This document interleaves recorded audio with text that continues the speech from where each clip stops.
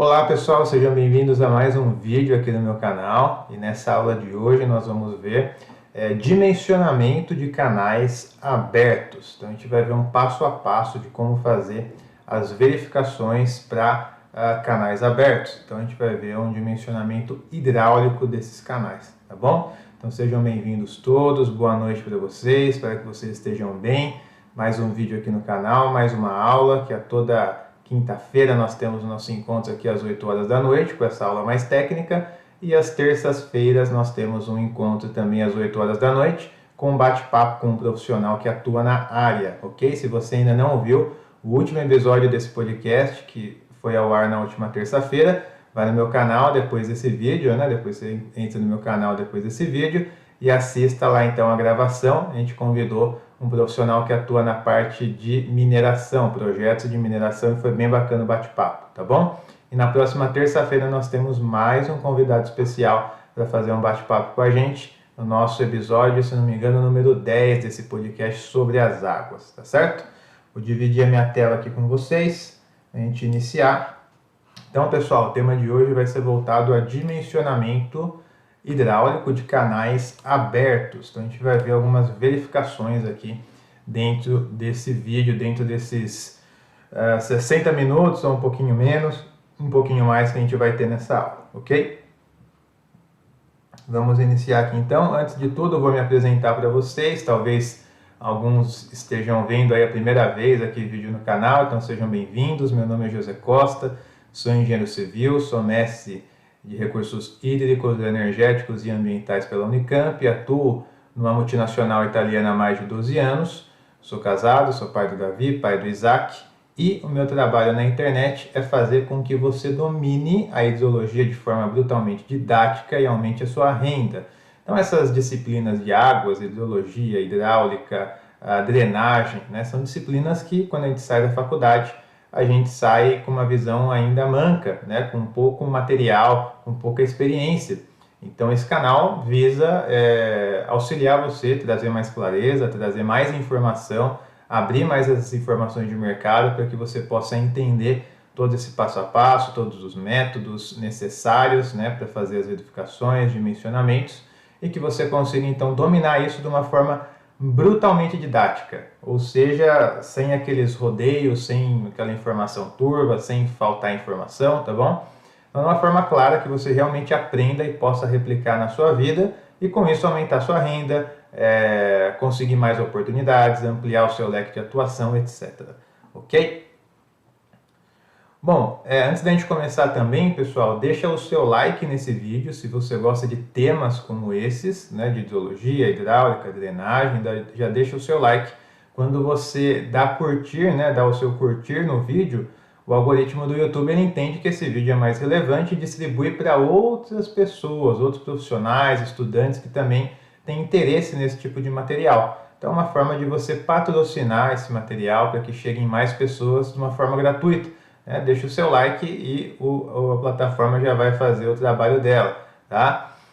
Se você conhece já profissionais, colegas, estudantes que também teriam interesse de assistir um conteúdo como esse, clique em compartilhar e envie esse material também para os seus colegas, para eles também acessarem esse vídeo, ok? E por fim, pessoal, se você não é inscrito ainda no canal, muita gente assiste os vídeos, mas não está inscrito ainda no canal, se inscreva, porque quando você se inscreve, aciona o sininho, né, você recebe as notificações quando tem material novo disponível no canal, tá? E basicamente todo dia a gente posta alguma coisa nova aqui no YouTube e talvez você esteja perdendo esse material, né? Então se inscreva para você receber as notificações, ok?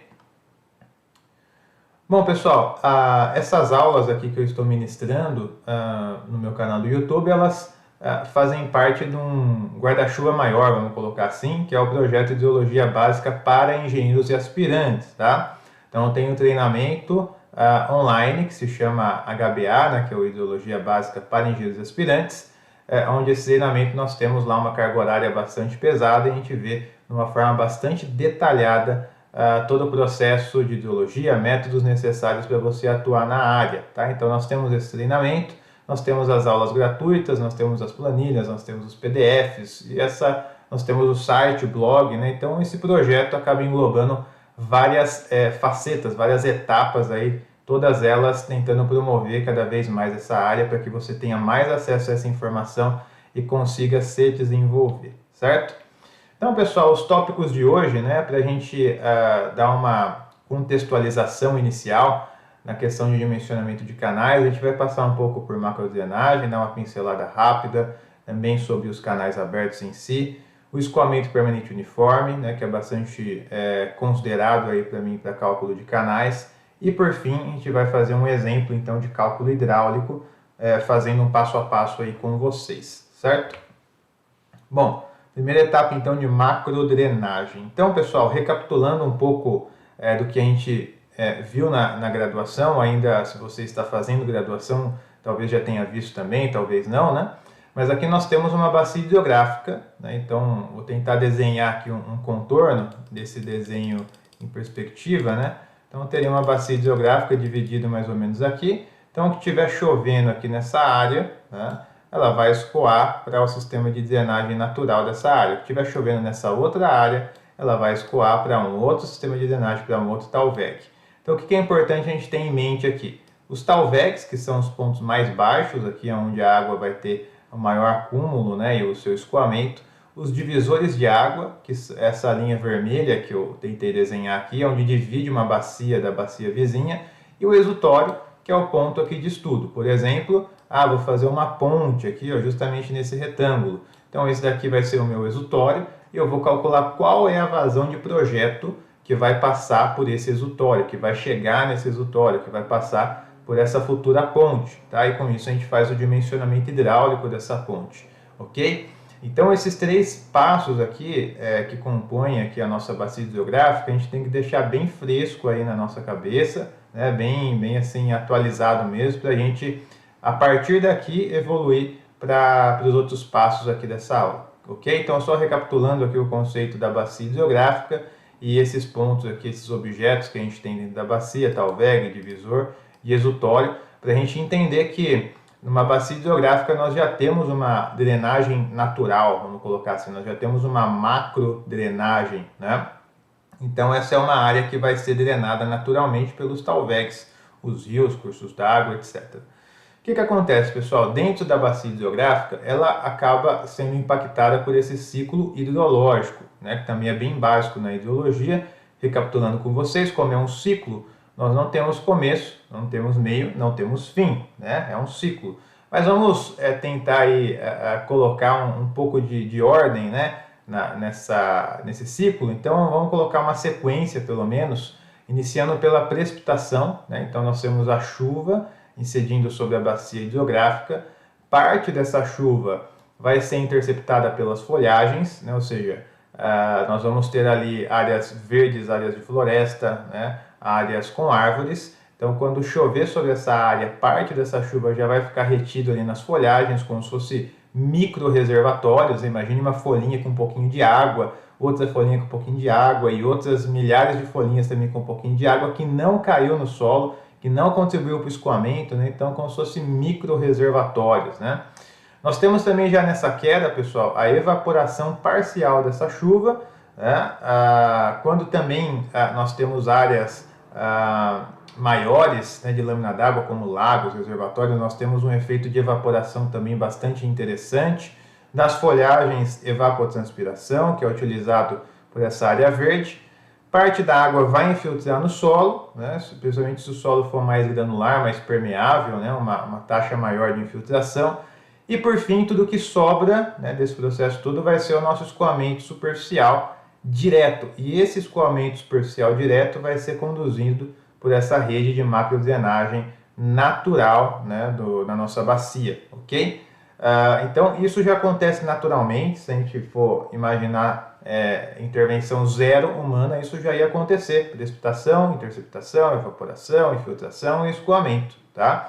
O que acontece é que hoje em dia nós temos a ação humana, né? Então hoje nós moramos aí em centros urbanos. Então, se a gente sai na rua, a gente consegue ver já um sistema de drenagem numa escala menor, conhecido como microdrenagem. Então, Então a rua já começa a fazer parte desse sistema de drenagem. Pode perceber que a rua ela tem um caimento para as laterais. Então a chuva que vai cair sobre essa rua composta de pavimento, asfalto, né, a qual a infiltração vai ser bem baixa, essa água vai escoar para as laterais, para a sarjeta, né? Da sarjeta ela vai ser direcionada para bocas de lobo, né, que a gente consegue ver também ao longo aí das nossas calçadas, né, sob as nossas calçadas, e essa boca de lobo vai conduzir então a essa vazão para uma rede de drenagem que está enterrada aí debaixo da rua, ok? Esse sistema de microdrenagem, né, nas grandes cidades, nas pequenas cidades, nas médias cidades, espera-se que tenha, né, sistema de drenagem para que a gente consiga trafegar com os carros aí, ônibus, caminhões, né, em período de chuva, né, e a gente consiga então passar por essas ruas sem estar com um sistema afogado ou com algum problema de alagamento local, ok? Então esse é um sistema de microdrenagem. Agora, essa rede ela vai encaminhar essa água para algum ponto, né? Que ponto que seria esse? Que ponto que seria o ponto de lançamento? Normalmente vai ser a nossa drenagem natural, né? Então nós vamos chegar na nossa macrodrenagem. Então a macrodrenagem começa onde a microdrenagem termina. Então imagine que eu tenho a drenagem da rua, que vai para a sarjeta, que vai para a boca de lobo, que vai para a nossa rede de drenagem, e a rede de drenagem vai despejar esse volume de água, essa vazão, numa rede maior de drenagem, que é a nossa macrodrenagem, ok? Em muitos casos, pessoal, essa macrodrenagem ainda está preservada com as condições naturais, ou seja, é um curso d'água natural, o material de revestimento é um material natural, com folhagem, vegetação, grama, etc., né? Muitas vezes, esse revestimento natural, né, caso ele receba uma vazão maior, que também vai gerar uma velocidade maior, em muitos casos esse revestimento já não é capaz de suportar a velocidade da água e a tensão de arraste da água. Então isso pode gerar ali um problema de erosão nessas margens, né? E quando isso acontece, pode ser proposto um revestimento para essas margens, para que o canal continue ali existindo, né, e resistindo a essas velocidades de água.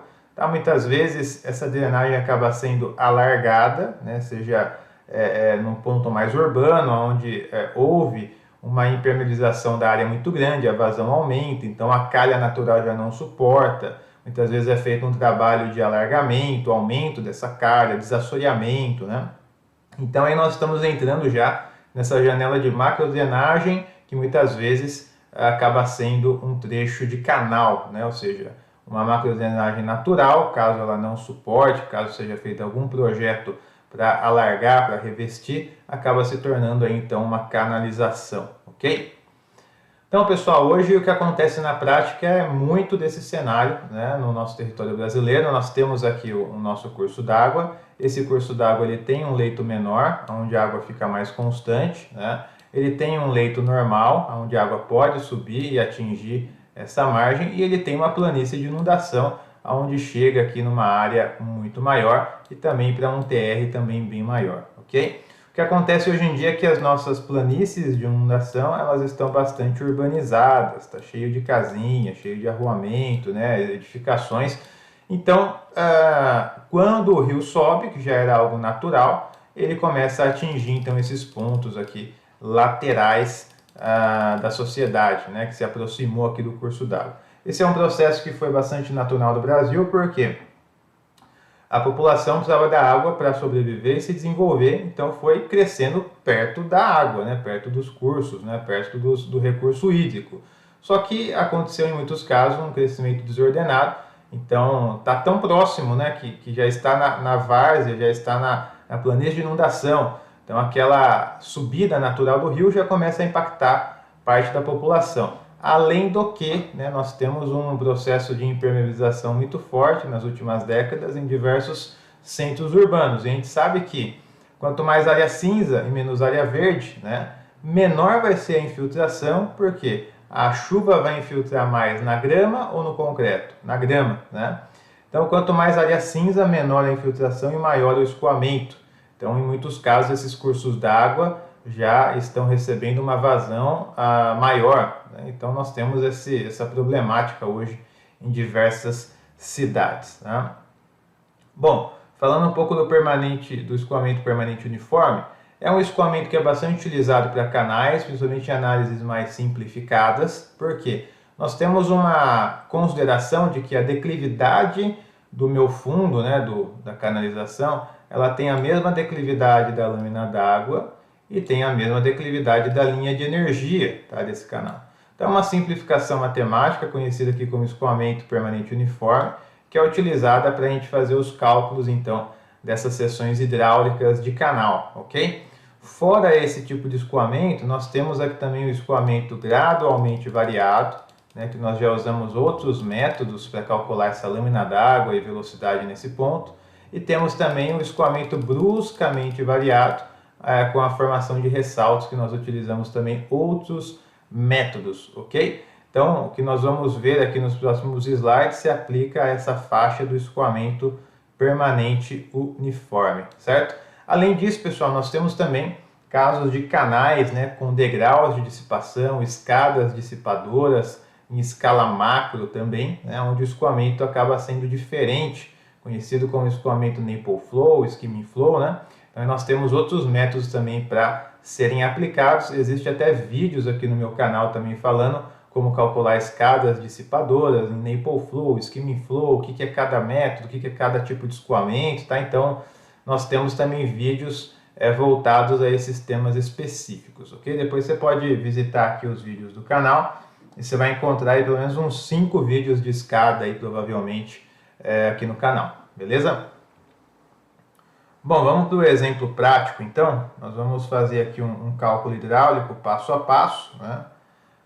Então, algumas informações são necessárias, né, pessoal? A gente precisa ter algumas informações em mãos para fazer o passo a passo. Uma das informações é ter uma topobatimetria, ou seja, é feito um trabalho de topografia, né, não só das margens ali do rio, mas é interessante que seja feito também uma batimetria, né, ou seja, o conhecimento do terreno abaixo do nível d'água. Então, com essa junção, né, desses materiais, formando aí a nossa topobatimetria, nós teríamos um arquivo similar a esse, com o eixo do curso d'água e as curvas de nível, né, onde nós temos ali as cotas, ok? Com essa informação, nós conseguimos então traçar seções transversais, como essa seção aqui na imagem de cima, tá? Desse curso d'água, a cada 5, 10, 20 metros, depende do nível de detalhamento que você precisa, né? Às vezes é um canal muito extenso, não tem muita mudança de geometria, você consegue trabalhar com seções a cada 20, às vezes você tem algumas mudanças de geometria mais bruscas, a gente trabalha a cada 5, cada 10, então depende muito projeto a projeto, né?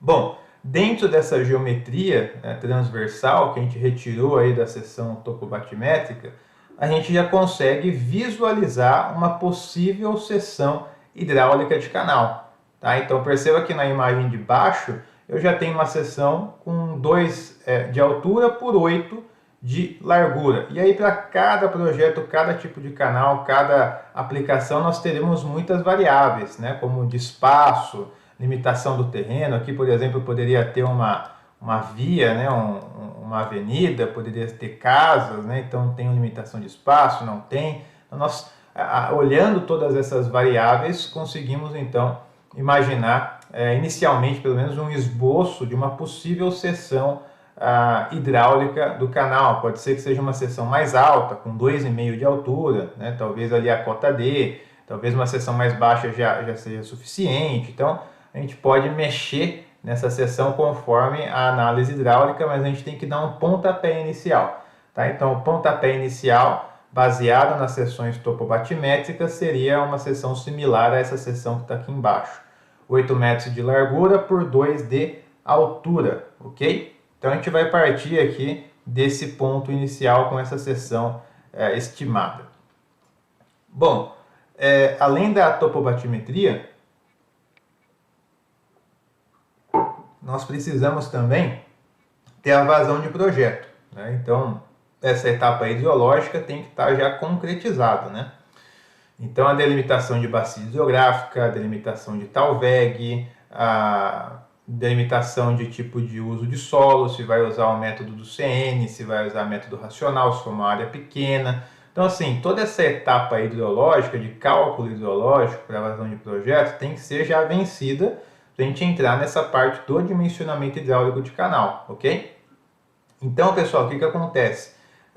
Existem inúmeros vídeos aqui no canal também mostrando como fazer os cálculos de vazão de projeto, utilizando métodos chuva-vazão, modelagem no REC HMS, né? Então, há vários vídeos aqui para você consultar e ver o passo a passo de como calcular a vazão de projeto. Como o vídeo de hoje é voltado para dimensionamento hidráulico de canais, a gente não vai entrar no mérito e voltar essas etapas aqui para não ficar muito pesado no vídeo, mas nós temos aí inúmeros vídeos no canal disponíveis para a gente fazer essa verificação, ok? Então, nesse caso aqui foi feita uma modelagem hidrológica no software REC HMS, e nessa modelagem nós chegamos numa vazão de projeto, essa vazão de pico, que tem essa bolinha vermelha aqui em cima, né, de 27 metros cúbicos por segundo. Então essa é a vazão que nós vamos utilizar para verificar a nossa seção hidráulica do canal.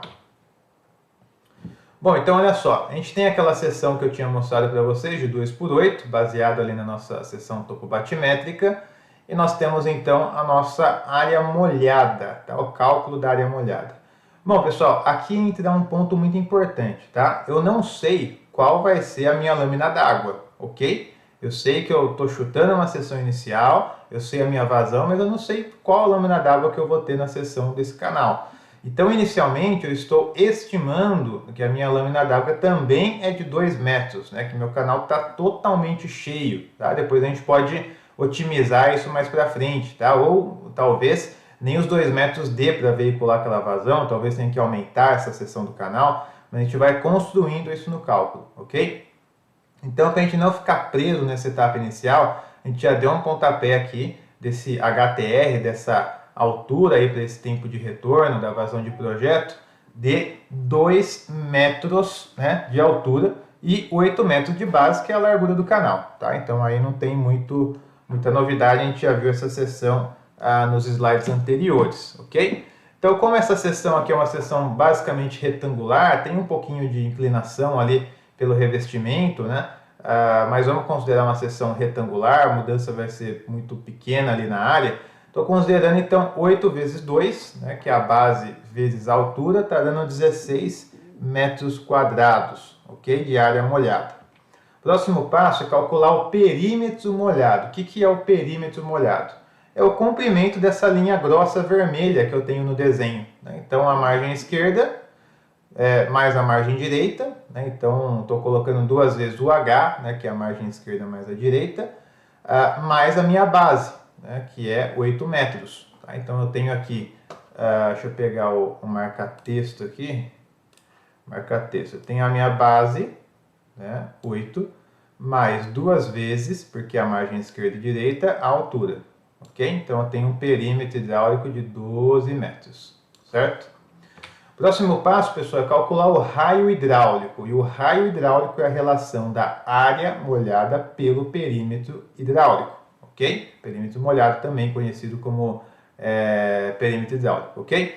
Então aqui eu tenho RH, que é o meu raio hidráulico, vai ser igual a área pelo perímetro. Eu já tenho a área, que é 16 metros quadrados, eu já tenho o perímetro, que é 12. Então, o meu raio hidráulico vai ser 1,33 metros, certo? Então, até aqui, contas bem simples aqui, né? Matemática bem simples para a gente chegar no raio hidráulico. Próximo passo, pessoal, é definir o tipo de revestimento do meu canal. Então perceba que essa tabela que foi retirada na DPO 11, né, da Instrução Técnica do DAE de São Paulo, nós temos aqui o tipo de revestimento e as rugosidades para cada revestimento. Então perceba que terra, grama e rachão é 0,035, né, o valor de Manning. Gabião é 0,028, pedra argamassada 0,025, aço corrugado 0,024 e concreto 0,018, ok? Então aqui nós podemos avaliar qual vai ser o revestimento que nós vamos indicar para a nossa canalização, e isso vai passar por muitas variáveis, né? Então, perceba que o Manning muda, né? Então, quando eu tenho um Manning menor, a velocidade do escoamento aumenta, né? Só eu pensar, Se eu tiver um canal de rachão, né, de grama, ou se eu tiver um canal de concreto lisinho, onde vai ser maior a velocidade? No canal de concreto, né? Então, quanto menor a rugosidade, maior a velocidade, já é um ponto para se avaliar. O custo desse material, né? Então, qual é o material mais em conta por metro linear? A resistência desse material à velocidade, né? Então, o concreto resiste mais velocidade do que só a terra, obviamente. O gabião resiste mais velocidade do que só a grama, obviamente. Então, a gente tem diversas variáveis aí também para a gente tomar em conta e definir o material. Outra variável importante também seria a questão da gente não jogar o problema, né, um possível problema de inundação para jusante. Às vezes eu trabalho com canais muito rápidos, muito velozes, né, eu acabo despejando um volume de água jusante que a área de jusante talvez não esteja preparada. Então eu gero um hidrograma bastante agudo, uma vazão de pico bastante aguda, o que pode gerar um problema de inundação a jusante, né? Então todos esses pontos, né, que caberia um outro vídeo só para a gente falar de definição de revestimento, são importantes para essa tomada aqui de decisão. Nesse caso a gente está trabalhando com um material intermediário, né, não tão rugoso como uma terra, não tão liso como um concreto, que aqui no caso é o gabião. Bom, próximo passo, pessoal, declividade. Então aqui eu tenho a minha planta, né, com as curvas aqui topográficas, ok? As curvas de nível. E eu tenho então a declividade, que vai ser a relação do meu desnível do trecho pelo comprimento do trecho. E essa imagem aqui embaixo é justamente o meu perfil longitudinal. Então eu tenho uma declividade média de 0,005 metro por metro, ok? Então eu tenho essa declividade definida através da minha topografia também. Próximo passo então, pessoal, é calcular, utilizando aqui a equação de Manning, né, a verificar a minha seção hidráulica, tá? Então o que acontece? Quando a gente faz o cálculo no Excel, na mão, numa forma mais detalhada, tá? Sem utilizar um software em si, a gente vai fazer análises de possíveis cenários, tá? Pode ser que você utilize um software e o software já dimensione uma seção para você. Existem softwares de análise, onde você monta um cenário e ele analisa para você, tá? E existem softwares de dimensionamento, onde você entra com os dados de entrada e ele dimensiona para você, ok? Eu acho que as duas linhas de software são bem-vindas, né? Eu atuo mais com software de análise, porque eu quero analisar o resultado e eu verificar se está ok, se não está, se o que eu posso mudar, tá? Então eu gosto de trabalhar dessa forma. Bom, então aqui eu tenho a equação de Manning. Como que funciona a equação de Manning, né? Então eu tenho aqui a minha área molhada dividido pela minha rugosidade do material, vezes o raio hidráulico, né, elevado a 2/3, vezes a declividade elevado a meio, ok? A minha área hidráulica eu já tenho, que é 16, a rugosidade do gabião é 0,028, o meu raio hidráulico é 1,33 e a minha declividade é 0,005 elevado a meio. Então, fazendo essa conta, né, pessoal, eu tenho uma vazão aqui admissível para essa seção de 48,94 metros cúbicos por segundo. Então, o que acontece? Quando eu calculo a minha seção de 2 por 8, essa seção ela suporta uma vazão próxima de 50 metros cúbicos por segundo, tá? Só que a minha vazão de projeto é uma vazão de 27 metros cúbicos por segundo, quase metade dessa vazão suportada. Então, quando eu vou rever o meu cálculo hidráulico, né, e utilizo aqui uma altura de lâmina d'água, ao invés de utilizar os 2 metros que está aqui, né, eu vou chutando outros valores, 1,5, 1,30, 1,20, eu chego numa lâmina de 1,33 aqui, 1,30, eu consigo chegar numa vazão de 27, tá? Então fazendo o caminho inverso aqui. Então quando eu tenho uma lâmina de 1,30, a minha área hidráulica é de 10,68, o meu raio hidráulico é de 1, tá? Então esses dois valores mudam, tá? Rugosidade é a mesma coisa, não mudou o material, e declividade é a mesma coisa, não mudou a inclinação, ok? Então esses dois valores aqui, eles mudaram, esse e esse, tá? Porque eu diminuí a minha lâmina d'água para eu chegar numa vazão aqui de 27, tá?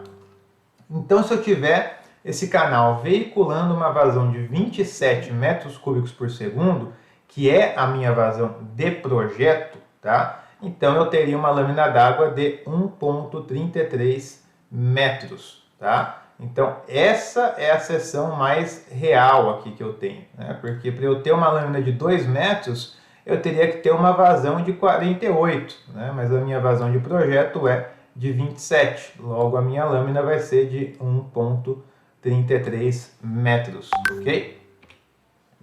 Próximo passo, pessoal, é a gente checar o nosso freeboard, tá? Então o que acontece? Nessa mesma DPO 11 do DAE, nós temos algumas regrinhas ali para a seção hidráulica de canal, travessia, barramento. Via de regra, essa lâmina de freeboard vai ser 20% da minha lâmina d'água, ok? Então a minha lâmina d'água ela é 1,33 metros, que eu tenho aqui, vezes 20%, eu tenho meu freeboard de 26 centímetros, tá? Então assim, o freeboard mínimo que eu preciso é de 26 centímetros, tá? O que seria, né, o meu freeboard?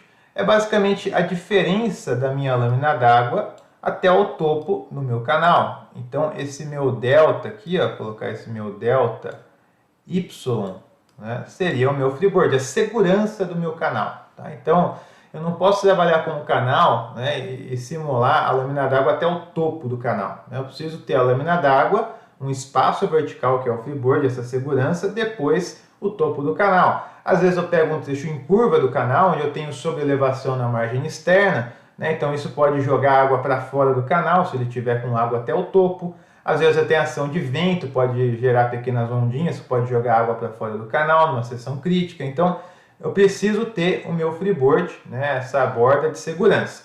Nesse caso, fazendo aqui 20% da lâmina d'água, essa borda de segurança aqui é de 26 centímetros. Em muitos casos, daí indica pelo menos 40 centímetros como mínimo, tá? Então o que acontece? Aqui deu 26 centímetros, né? 26 é menor que 40 centímetros? Então eu costumo usar no mínimo 40 centímetros. Se eu fizesse essa conta e desse aqui 50 centímetros, por exemplo, 50 centímetros é maior que 40? Então eu acabo usando 50. Então, é critério aqui de quem for projetar, quem for avaliar, né? Mas aqui eu trabalho no mínimo com os 40 centímetros. E nesse caso, pessoal, como eu tenho uma seção aqui H maiúsculo, né, de 2 metros, o meu HTR de 1,33, me sobrou uma lâmina, um freeboard, desculpa, de 67 centímetros. Então esse meu freeboard aqui, ele é maior do que 0,26 e é maior que 0,40, então tá ok, né? Eu tenho uma borda maior do que o necessário ali, tá? Então na questão de freeboard está atendendo aqui essa recomendação também da EE, certo?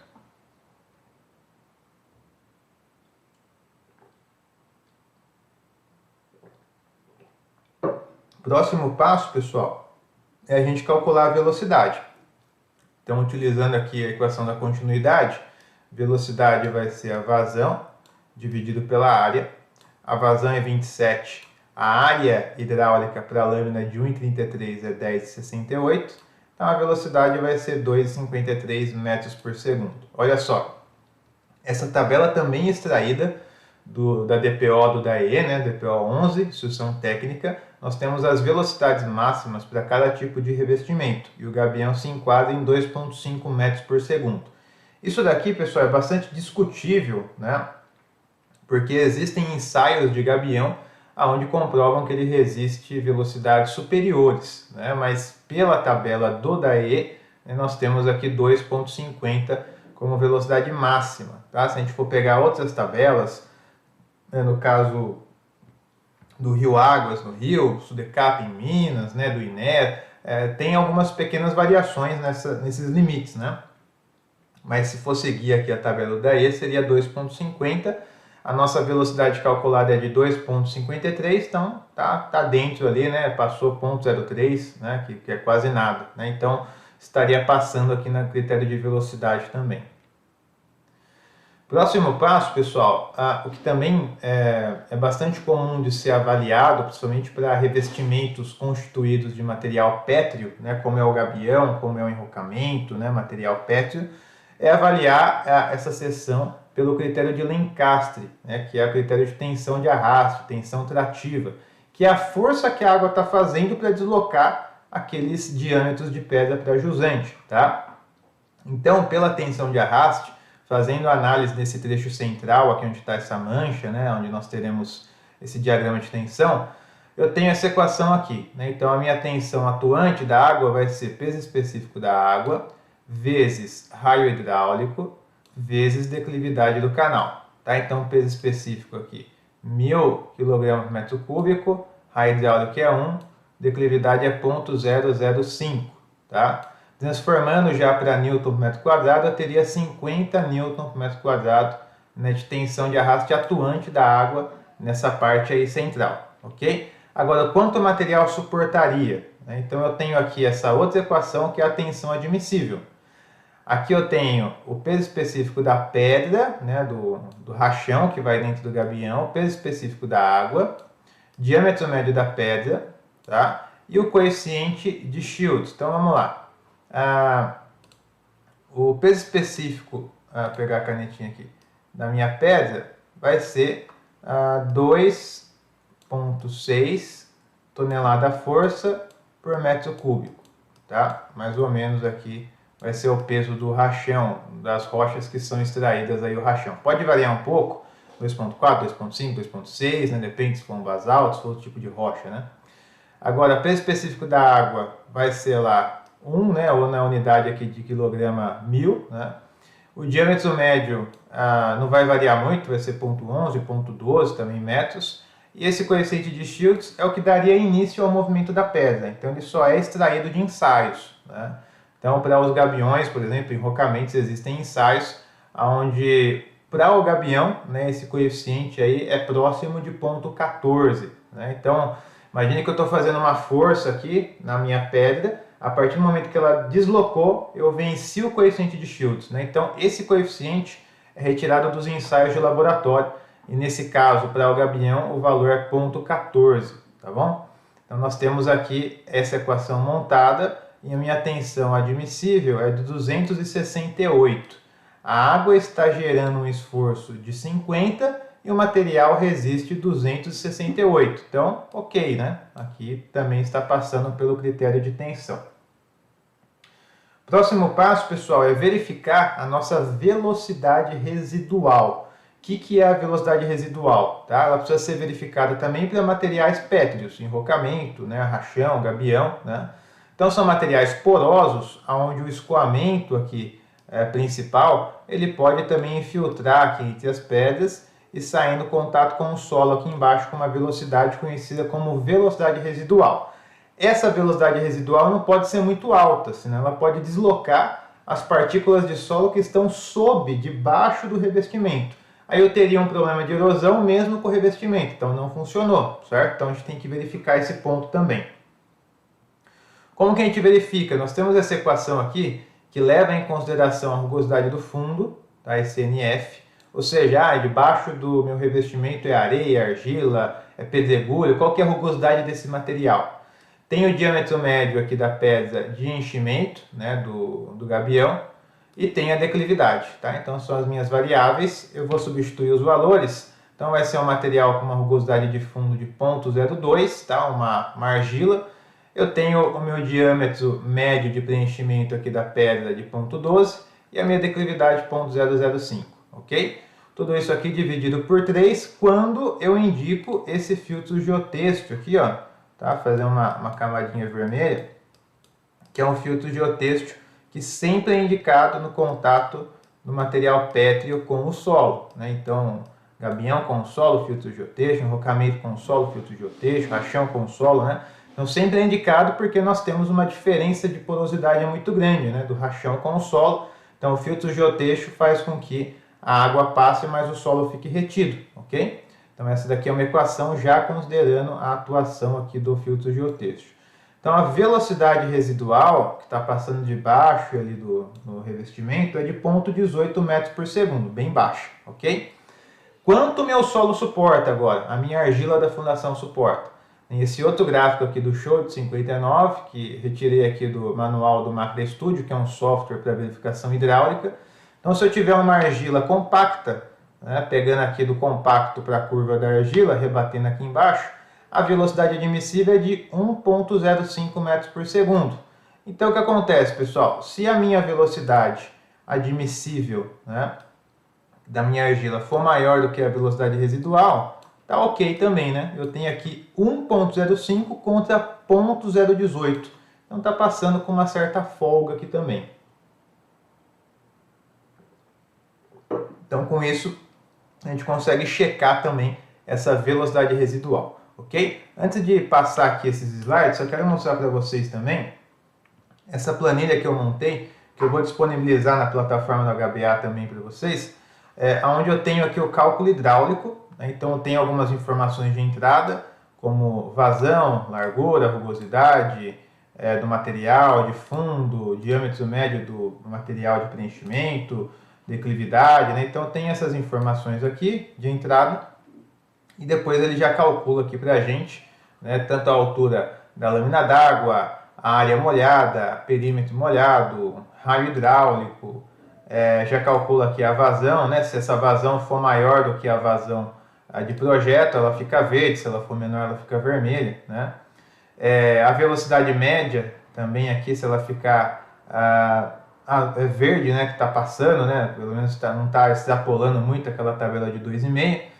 E depois as verificações de tensão de arraste, então ele já calcula a tensão de arraste atuante, tensão de arraste admissível, se admissível for maior do que a atuante também fica verde, né, e também calcula a velocidade residual, né, comparada com a velocidade máxima admissível, se ela for menor também ela fica verde. Então a gente consegue checar aqui os critérios desse dimensionamento pela vazão, né, admissível da seção, velocidade, tensão de arraste e velocidade residual e também o nosso freeboard lá em cima que está bem no começo, ok? Então dessa forma a gente consegue verificar aqui todos os pontos aqui necessários para essa seção hidráulica, tá? Pessoal, só destacando para vocês, relembrando, né, o nosso site sobre as águas, ele está no ar, nosso blog, diversos artigos lá para vocês darem uma olhada, darem uma estudada lá também, ok? Então fica disponível para vocês, sobreasaguas.com. E por fim, deixar os meus contatos mais uma vez, aqui é o meu e-mail profissional, WhatsApp de suporte e as redes sociais. Então se você não me segue ainda, me siga no Instagram, LinkedIn, Facebook, se inscreva aqui no canal do YouTube e a gente tem um grupo no Telegram também, tá bom? Então, queria mais uma vez aí agradecer a atenção de vocês, agradecer esse tempo disponibilizado, né? Espero que tenha agregado esse material aí para vocês também, tenha ficado claro. Qualquer dúvida, me mandem no Instagram, no e-mail, no WhatsApp, que eu vou ficar feliz aí de respondê-los, ok? Então, no mais é isso. Boa noite para vocês, se cuidem. Até então a terça-feira que nós teremos mais um encontro aqui no canal, que vai ser o nosso podcast sobre as águas, ok? Então maravilha, é isso, até mais. Tchau, tchau.